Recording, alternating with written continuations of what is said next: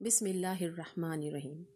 پاکستان کے governor general ملک غلام محمد کے حوالے سے آج میں شہاب نامہ کا ایک اہم اقتباس لے کر حاضر ہوئی ہوں، جس کو سننے کے بعد آپ کو اندازہ ہو جائے گا کہ ہمارا ملک کیسے لوگوں کے ہاتھوں میں رہا۔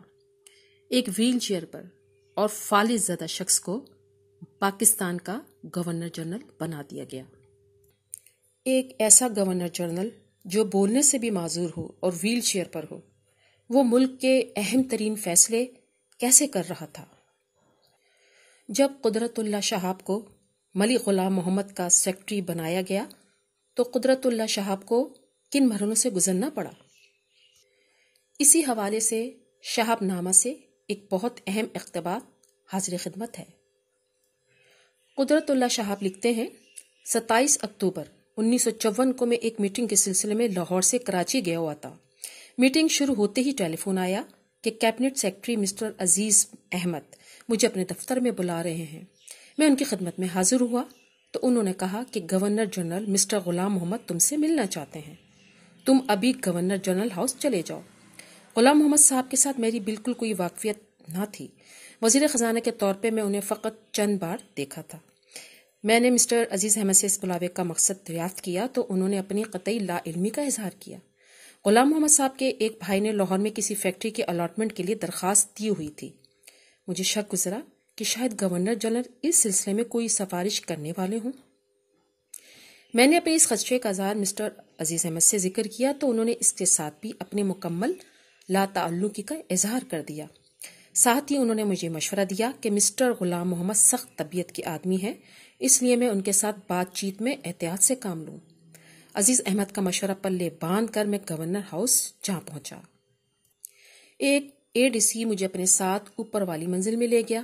وہاں پر برآمدے میں قالین بچھا ہوا تھا اور اس پر صوفے لگے ہوئے تھے۔ درمیان میں ایک گول میز پر بڑے خوبصورت پھول سجے ہوئے تھے۔ مسٹر غلام محمد ایک گدے والی آرام دہ کرسی پر بیٹھے ہوئے تھے۔ انہوں نے نیلے رنگ کا دھاری دار سوٹ پہنا ہوا تھا اور جرابیں ٹائی کے ہم رنگ تھیں۔ کوٹ کے کالر میں گلاب کا پھول ٹنگا ہوا تھا۔ سر پر کالی جنا کیپ اور ہاتھ میں سگریٹ تھا۔ ان کے قریب والی کرسی پہ گورنر جنرل کی پرسنل پرائیویٹ سیکرٹری مسٹر روت بورل بیٹھی ہوئی تھیں۔ یہ بڑی طرح دار، نازک اقدام، خوبصورت نیم امریکن نیم سوئس لڑکی تھی جسے وہ واشنگٹن سے منتخب کر کے اپنے ساتھ پاکستان لائے تھے۔ مس بورل پر نگاہ پڑتے ہی میں نے دل میں مسٹر غلام محمد کے حسن انتخاب کی داد دے دی۔ ADC نے میری آمد کا اعلان کیا تو دونوں نے نظریں گاڑ کر مجھے سر سے پاؤں تک گھورا۔ اس کے بعد مسٹر غلام محمد نے ہاتھ کے اشارے سے مجھے ایک کرسی پر بیٹھنے کو کہا۔ چند لمحے عجیب سی خاموشی طاری رہی۔ پھر گورنر جنرل نے بچوں کی طرح غوں غاں کر کے کچھ بولنا شروع کیا۔ وہ کافی دیر تک اسی طرح بولتے رہے، لیکن میری سمجھ میں کچھ نہ آیا کہ وہ کیا کہہ رہے ہیں اور کس زبان میں گفتگو کر رہے ہیں۔ جب وہ خاموش ہوئے تو مس بورل بولی، ایکسلنسی فرماتے ہیں کہ انہوں نے آپ کو سیکرٹری ٹو گورنر جنرل کی پوسٹ کے لیے منتخب کیا ہے۔ اس زمانے میں یہ بہت اہم بڑی ذمہ داری ہے۔ HE امید رکھتے ہیں آپ ان کے اعتماد پر پورا اترنے کی کوشش کریں گے۔ HE کا حکم ہے کہ آپ ابھی نیچے جائیں اور اپنی پوسٹ کا چارج سنبھال لیں۔ یہ سن کر میرے پاؤں تلے سے زمین نکل گئی۔ صاف انکار کرنا تو مشکل تھا، اس لیے میں نے ایک عذر پیش کرنے کی کوشش کی۔ میں نے کہا، میں اس وقت پنجاب گورنمنٹ میں ڈائریکٹر آف انڈسٹری کے طور پر کام کر رہا ہوں۔ جب تک صوبائی حکومت مجھے وہاں سے فارغ نہ کرے کسی اور پوسٹ کا چارج لینا بڑی بے ضابطگی کی ہوگی۔ یہ بات سن کر مسٹر غلام محمد غصے میں آ گئے۔ ان کا چہرہ سرخ ہو گیا اور انہوں نے کڑک کر کچھ دیر پھر غوں غاں کی، جس کا مفہوم مس بولر نے مجھے یوں سمجھایا، ایکسلنسی فرماتے ہیں پنجاب گورنمنٹ جہنم میں جائے۔ جس بے ضابطگی کا آپ نے ذکر کیا ہے وہ بھی آپ کے سمیت جہنم میں جائے۔ پنجاب کے چیف منسٹر ملک فیروز خان اتفاق سے نیچے بیٹھے ہیں، انہیں ابھی یہاں بلایا جا رہا ہے تاکہ وہ آپ کو پنجاب سے فارغ کر دیں۔ اس کے بعد آپ فوراً نیچے جا کر اپنی پوسٹ کا چارج سنبھالیں۔ یہ تیر نشانے پر نہ بیٹھا تو میں نے ایک اور حربہ استعمال کیا۔ جناب، میری والدہ اور سامان لاہور میں ہے، چارج لینے سے پہلے میں وہاں جا کر انہیں کراچی لا سکتا ہوں۔ اب مسٹر غلام محمد کا پارا بے حد چڑھ گیا اور وہ کرسی پر بل کھا کھا کر زور زور سے چیخنے لگے۔ ان کے منہ کے کونے سے لاب دہن کی پچکاری سی چلی اور کوٹ کی آستین پر گر گئی۔ مس بورل نے نیپکن سے ان کا کوٹ صاف کر دیا اور مجھے مخاطب ہو کر کہا، ایکسلنسی نے اپنی شدید خفگی کا اظہار کیا ہے کہ آپ حجت بہت کرتے ہیں۔ HE کا حکم ہے کہ آپ اس ناپسندیدہ عادت کو فوراً ترک کر دیں ورنہ آپ کو پچھتانا پڑے گا۔ یہ سین ابھی ختم نہیں ہوا تھا کہ ADC پنجاب کے چیف منسٹر ملک فیروز خان نون کو لے کر برآمدے میں نمودار ہوا۔ ملک صاحب کو دیکھتے ہی مسٹر غلام محمد نے ہاتھوں سے میری طرف اشارہ کیا اور غوں غاں کر کے کچھ بولتے رہے۔ مس بورل ترجمانی کے فرائض سر انجام دیتی رہیں۔ اس کے بعد چیف منسٹر نے مجھے کہا، یہ پوسٹنگ بڑے اعزاز کی بات ہے، مبارک ہو، فوراً چارج سنبھالو، باقی ضابطے کی کاروائیاں بعد میں ہوتی رہے گی۔ میں نے کچھ کہنے کے لیے منہ کھولنا چاہا تو چیف منسٹر نے آنکھ مار کر مجھے چپ کرا دیا۔ اس طرح سب رہا ملک سے میرا پہلا انٹرویو ختم ہو گیا اور میں اگلے 9 برس کے لیے اس بیت الجن میں مقید ہو گیا۔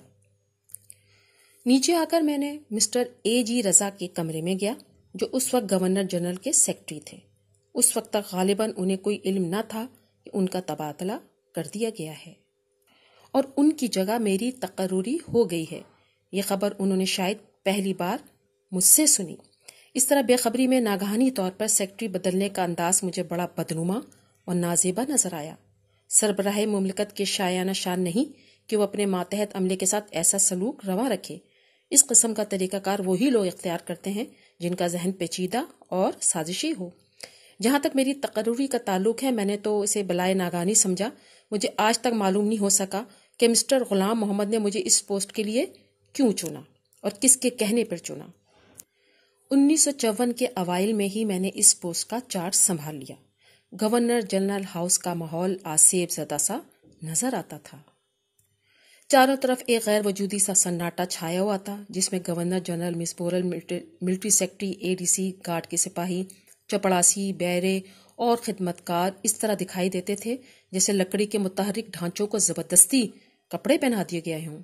سیکرٹری کی پوسٹ کا چارج لینے کے بعد کئی روز تک میں خاموشی سے اس شخصیت کا جائزہ لیتا رہا جس کے ساتھ اب مجھے دن رات پالا پڑنے والا تھا۔ مسٹر غلام محمد کافی عرصے سے فالج کے مریض تھے۔ ان کا بلڈ پریشر مستقل طور پر بہت اونچا رہتا تھا۔ وہ چند قدم سے زیادہ چلنے پھرنے سے قطعاً معذور تھے۔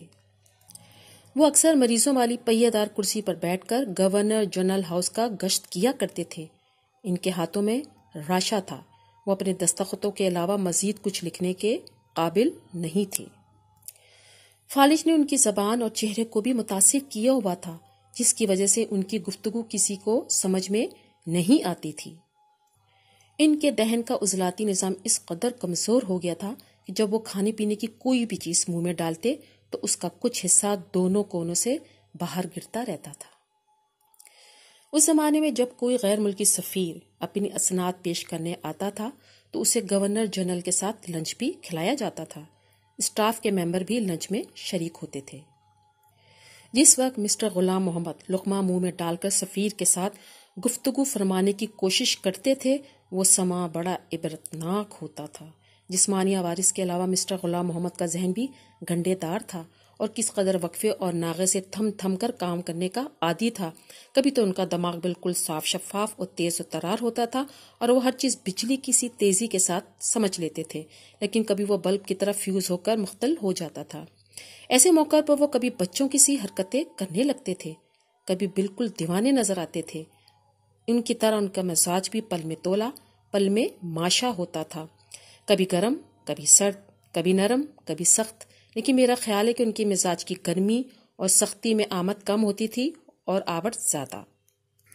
وہ دوسروں پر روک گھانٹنے کے لیے یا محض تفنن تباہ کے طور پر گیدڑ بھبکیوں سے کام لینا شروع کر دیا کرتے تھے اور آواز بلند کر کے اپنے اوپر بناوٹی غصہ طاہر کرنا ان کا پسندیدہ مشغلہ تھا۔